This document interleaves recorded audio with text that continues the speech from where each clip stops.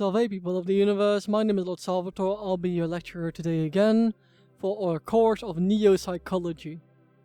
Last time we talked about fear and confidence, and today we're going to be talking about joy and sorrow. And joy and sorrow are mostly directed towards the happiness and the sadness aspects of it, which are separate things, but we'll get into the specifics later. It's very semantic, but the semantics aren't really the point right now. First of all, before you watch this, I recommend you watch the proverbial hellscape of finding happiness, which is a video I made on this channel. You can look it up in our channel, or I'll leave a link in the description as well if that's easier for you. Now, let us talk about, first of all, what is the difference between joy and happiness, and sorrow and sadness. Let's start with joy and happiness. Happiness is a state of constant joy almost. But a lot of people conflate the idea of happiness, as I've said in a proverbial hellscape video, that they confuse it with contentment. Now, contentment is something you can resupply all of the time, which is this state of, oh, it's alright. I'm doing fine. That's contentment. But happiness itself is joy. It's ecstasy. It's a sort of excitement that keeps you going, oh yes, this is so good. But that's honestly not sustainable, because there will always be bad things in your life. If you don't see bad things in your life, well, then you must either be living in a very privileged and boring life, or you must be very delusional, because there is always some sort of darkness, even if you convince yourself that there isn't. Let's say, for example, you are under the philosophical idea that, let's say, things don't matter that much, so it's all fine. Well, that's still a dark idea in its own sense. Doesn't mean it has to make you depressed, doesn't mean it has to make you anxious, but still, it can be a dark idea. Darkness is not defined by how you feel, but rather by the thematic approach of humanity, the opposing force of what humanity would be. Humanity would be life and evolving and stuff like that you can see in history and can replicate even in the now. But you don't have that in that scenario. So, then what is the difference between sorrow and sadness? Well, sorrow is a deep sadness. Sorrow is the sort of sadness that you experience when you aren't just sad, but you're also hopeless because of your sadness. You're hopelessly sad. That is what sorrow basically is. It's why you feel like there's no escape from the sadness. So, joy and sorrow are opposing forces, much to the way that sadness and happiness is. Or are, sorry. But is that truly the case when you look at it?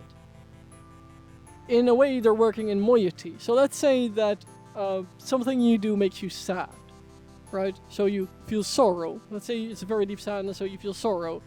Well, I feel sorrow because, let's say, my ex-wife broke it off with me. She divorced me. Well, does that make me sad? Yes. But at the same time, my current wife, she makes me very happy. So she gives me joy. She gives me great joy. So, then the question becomes, of course, how does one achieve a balance between those two? Well, of course, there's the external factors. No one can deny that. But there is some influence to how we see the external factors and also how we handle them. And those things are kind of correlated as well, how we see things and how we handle things. If we see something as a threat, we're more likely to use violence. So, that's the force approach, the approach of force, like stomp down, double down, push on it. But pushing the envelope can really, really be a problem. Because you have this time limit within your response. So, you might want to use force on certain situations because you're impatient. But that's not gonna work. The sorrow you feel because things are taking long isn't going to fade just because you use force, because in the end using the force is just gonna try to make something work that's gonna fall apart anyway because it won't be stable, because you need a stable foundation. And a stable foundation needs calculation, and calculation needs time. So you need to be patient, which, you know, is something we'll get to in another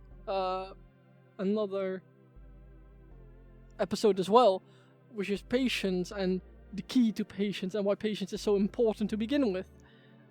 Besides this fact, of course, because this is one of the reasons why, but there's many other reasons, and also ways that you don't have to be patient, but we'll get to that in the other episode.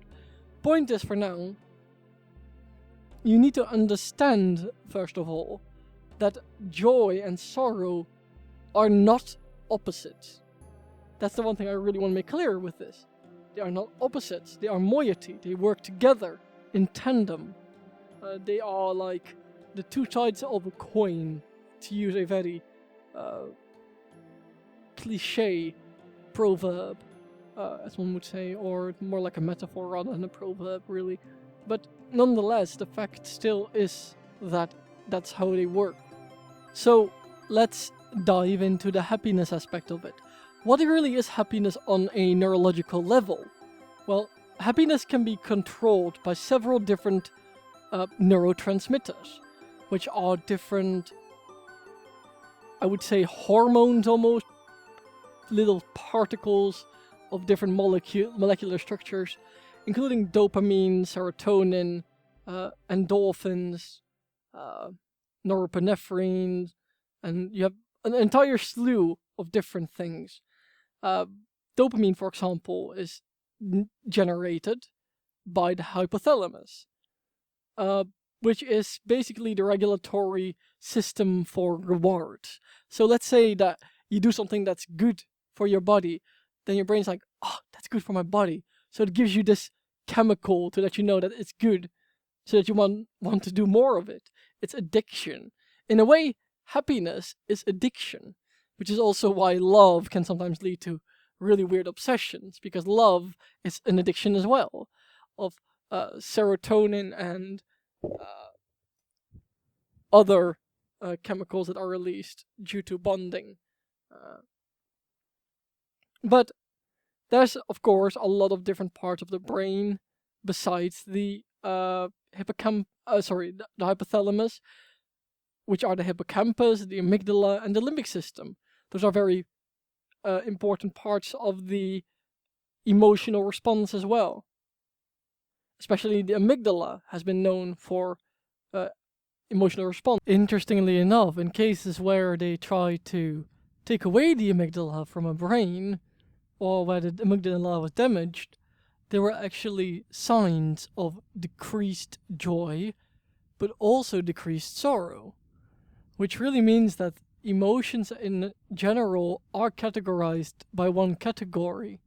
So it's almost interesting to think that, in a way, people have categorized emotions as emotions before it was even established that they are categorized in the same region of the brain. Which is very fascinating. It almost speaks to a sort of self-awareness of the consciousness itself, of where everything is.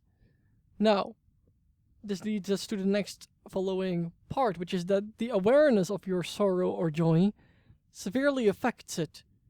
Usually, if you're very aware that you're sorrowful, you'll become more sorrowful. And who is more joyous is more likely to feel more joy because of the fact that they're joyous.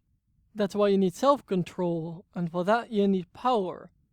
And you can gather power in different ways, but the question is, where's the limit to the power you can take in? Which is something we will discuss in the next video. So, for now, I hope you guys enjoyed this, I hope it was helpful, and I'll see you guys in the next episode.